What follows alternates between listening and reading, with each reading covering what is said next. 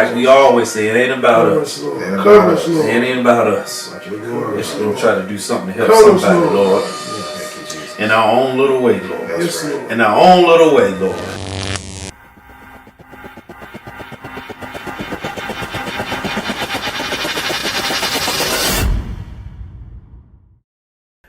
Hello, everybody. Welcome back to the PowerUP ManCave. I'm Keith and I'm Keith and Rambo. Yeah, and I told you we was coming back with some really good content, man. Today we're going to talk about how to be the king of your kingdom.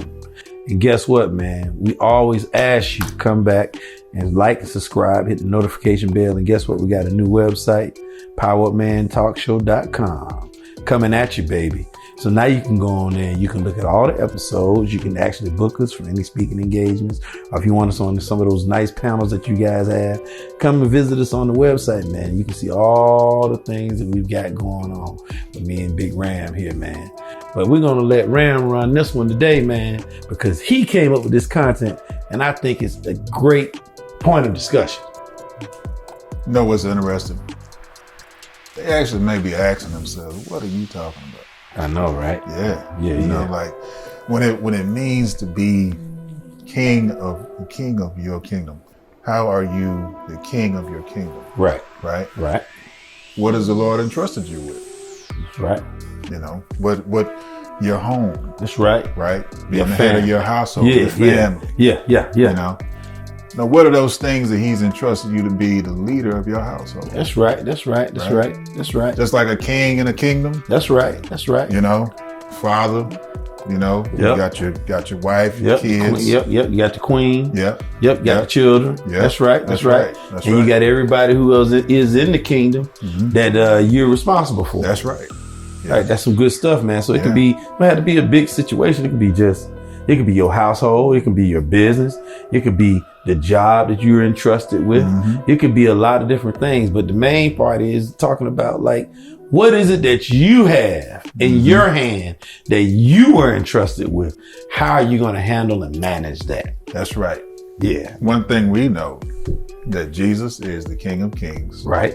And the Lord of Lords. That's right. So if we're kings, that's right. Our kingdom that he entrusted us with. That's right. He's our king. That's right. King of kings. King of kings. That's right. And lords of lords. That's right. Right. So that's all we're getting at here, man. That's very, very important, I think.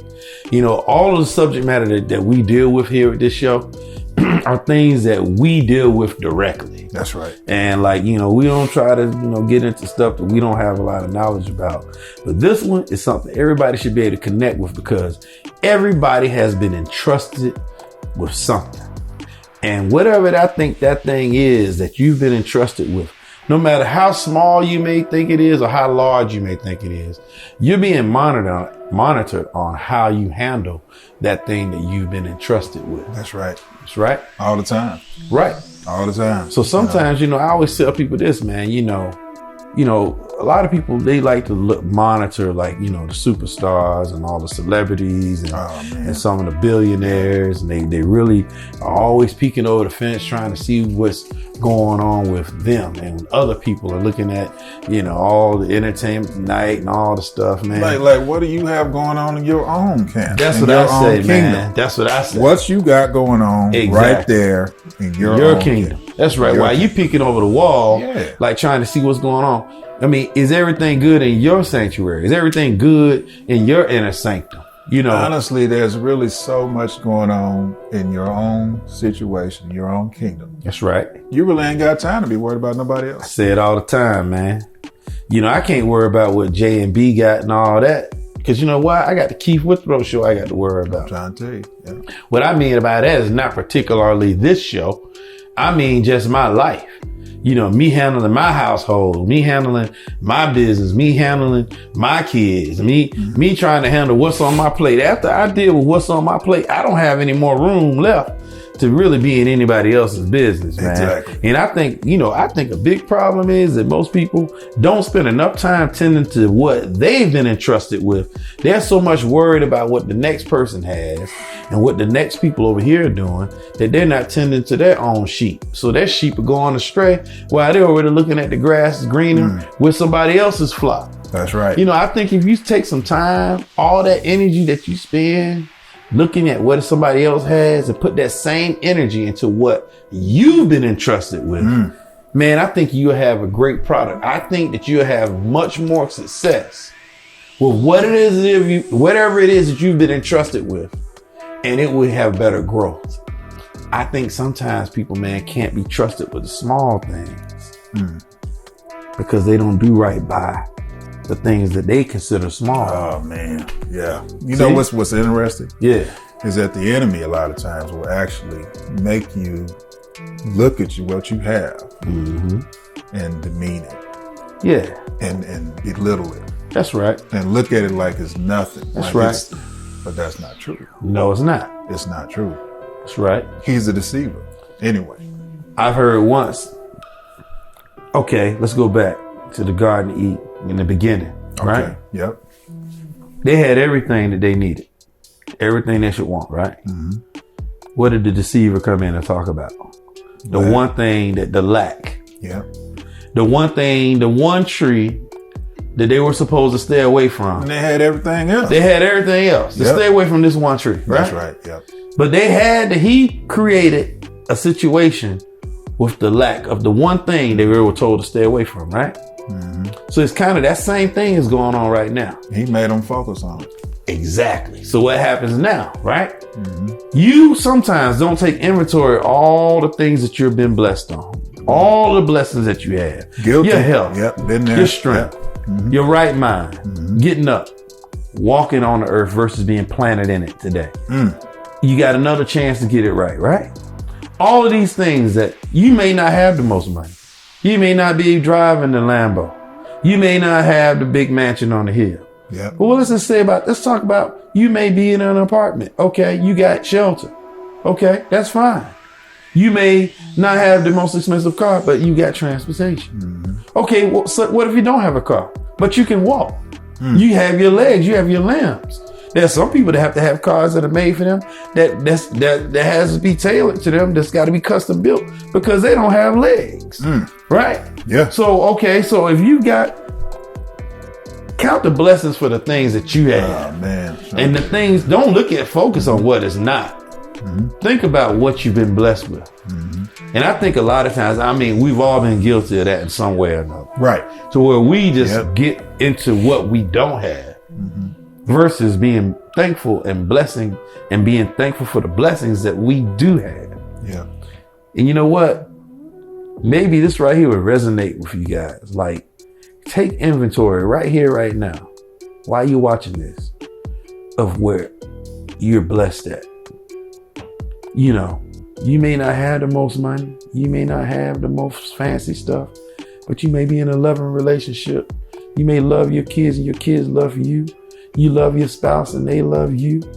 You know, I'm guilty of this, man. At one point in my life, I'm going to make a confession here. All right. Sometimes I would look at, okay, I'm going to be completely transparent here. Sometimes I would look at people that say may have lived in the same house for like 50 years. And it might be a simple home. It might just be a simple home, a 3-2 or 3-bedroom, 2-bath, and they've been there for 50 years. And I was like, man, they got to do better than that, man. They could have upgraded the house, got something bigger, or done something. But you know what? Because, that doesn't look successful. But guess what? That's not true, because these people could be in that home that's real simple, not extravagant, a nice home that's simple and quaint, but they love each other in that home, and they raise their children in that home, and their children come back to visit them in that home, and they have dinners and love and great conversations in their home, and their home has lots of memories. So guess what? There's nothing wrong with having something quaint and simple. Because it's filled with love and the love of God in that place. How about that? You know what's interesting is that when we give in to the enemy and he gets us to focus on something, on the lack, on the negatives of a situation. Right. Really, it's a slap in the face to God. Exactly. Because what I've done for you already. Yeah, he said, I've given them all these things. That's right. All this stuff. I protected them all these years. That's right. All that stuff. That's right. Giving all that stuff to Right. them. Right. And they're sitting there, and all they can think about is this little bit right here that they don't have. That they don't have. She was able to get this. She was able to go to the Gucci store and get a new bag. I can't afford a new Gucci bag. Guess what? So what? You don't know. This person may be trying to fill a hole with material things because they're never happy. They didn't have love or whatever. Maybe they feeling they love their life up with stuff because they maybe are not being loved properly. Yeah. So guess what? That's why, guess what? In the 10 Commandments, one of the commandments is what? Thou shalt not what? Covet. Don't covet thy neighbor. Why? Mm-hmm. Because he wants you to be thankful for what you have, for what you've been blessed with, what's in your kingdom, what you're the king of. You know, in our society, man, we live in a capitalist society here in the United States. True. And, you know, and I'm guilty of that. We always trying to strive and get more and more and more stuff. Right? Right. But at the end of the day, man, you got to be thankful for what you have. Nobody's saying be a slacker or a lacker and be lazy. The Lord doesn't go for people he don't go for that laziness. I'll tell you that now. True. Not to say be lazy, but all I'm saying is whatever it is that he's blessed you with, man, you got to be thankful for that first before you expect to be elevated. True. I tell this to people, man. You got to be trusted with the small things before you get elevated to something bigger. If I can't trust you with the small thing, here we go. If you can't be trusted to be on a job where you're making, say, $30,000 or $40,000, whatever that amount may be, you're on a job, you're on a person's job, right? Mm-hmm. And you want someday to have your own business, but you cheat. You don't do your job where you're at. You always finding ways to steal time, not be productive, find more ways to get out of doing work than they're actually doing the job. And don't throw yourself at it 100%. Why do you think that you should be blessed to have your own business and you're not even doing right by the person that you're working for right now? So you think you can't even be entrusted with your position in your job that you're blessed with right now, but you automatically think you should be blessed to have your own company. That doesn't sit right. No, think about that. What's interesting is that regardless of whether you work for somebody else or for yourself, that's right. Your character is going with you. That's exactly where I'm getting at. That's exactly right. You have to take care of the business, whether it's your own or it's not. The fact of the matter, if you're expected to do certain things, produce a certain amount, do what you're supposed to do, whether you watched or not, you should be doing that. That's right. So how can you be blessed if you're not taking care of what you've been blessed with? This is your kingdom. So I know it sounded kind of arrogant when we first started out with this conversation, calling ourselves kings and having kingdoms. Well, it's not far off, because guess what? What you're blessed with is your kingdom, right? You got to build upon it. You got to protect it. You got to nourish it. You got to protect the people in your kingdom. If you're the king, meaning men or single moms, the children in your household, your queen, your king, the man, protect your queen. Queen, support your king. Watch over your family. Watch over everybody that's in the sanctums, in that enclosure of your kingdom. You're responsible for those people. That's right. You're supposed to make sure that they're safe. Make sure they have proper food, clothing, all the resources they need. That's taking care of your kingdom and getting instruction from who? Your king. That's right. From the Lord. From the Lord. That's right. Yep. Right. So that's all we're trying to say, man. This is short and to the point. I think there's a lot to be said for taking inventory for what you've been blessed with and what you've been blessed to manage, being the king of your kingdom. And that goes for the ladies too, who may not have a mate that's, you're the queen of your queendom. Okay. So I'm just saying, whichever way it goes, however it plays out in your scenario, the bottom line is just take inventory and be thankful for how the Lord has blessed you. and manage it properly. Am I right? Exactly. The thing is that through this whole process, very important to make sure we put the Lord first. Yep. Very important. What's the resolution to all of this? How do you get it right? Put the Lord first and be thankful for what you got. Before you move on or before you take too much inventory into your neighbor, to your people around you who you may think have more than you. First of all, you never know what goes on behind other people's closed doors. Oh, so what all looks gold and glitters may not be gold. So first of all, take inventory for what you have and you take care of what you got, because what you have could be far better than what that next person has, because you never know what's going on behind somebody else's doors. It could be they might have a lot of stuff, but it could be terrible in their home. That's right. It could be no love. It could be no caring, and it just could be just completely dysfunctional. So that's why you shouldn't covet thy neighbor.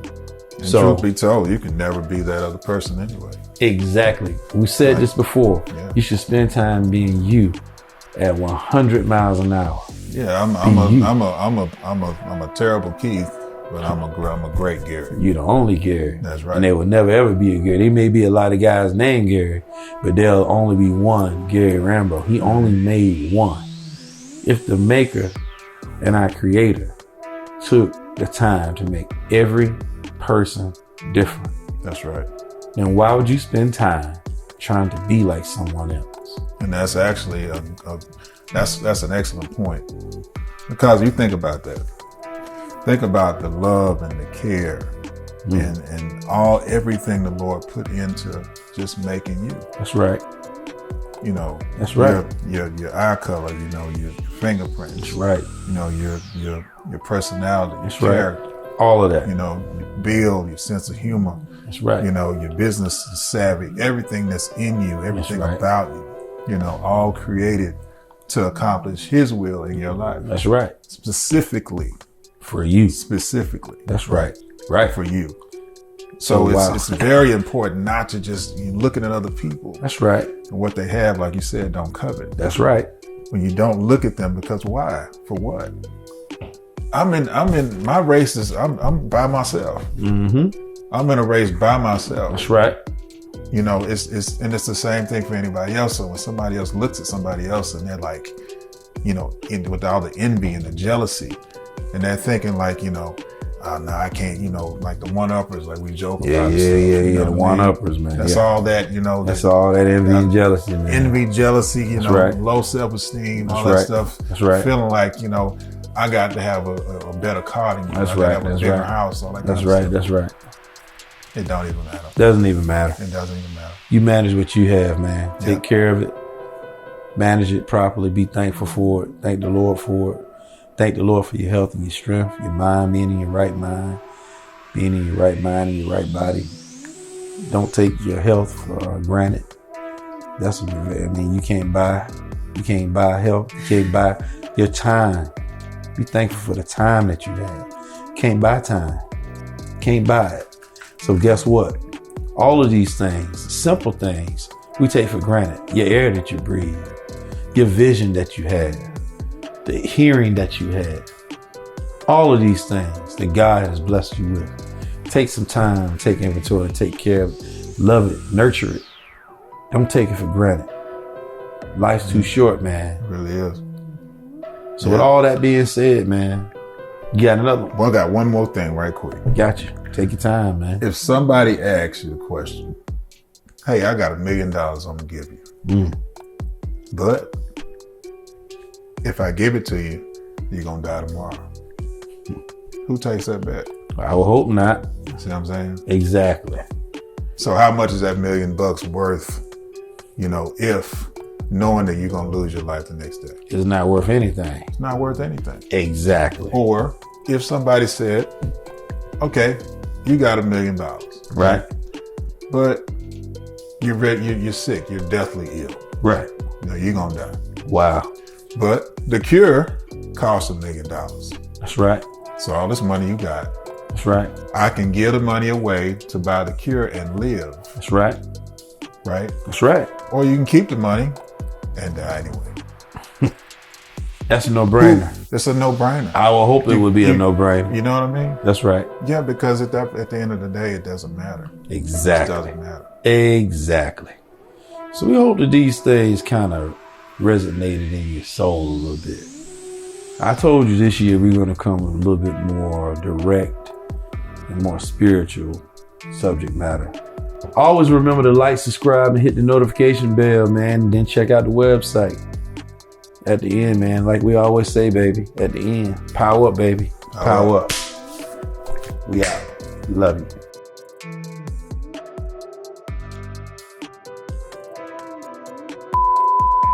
Got a new website now.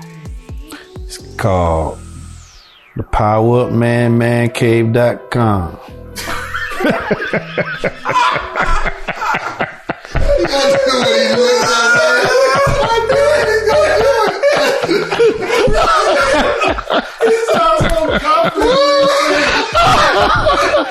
Yeah, that's got to be the blooper.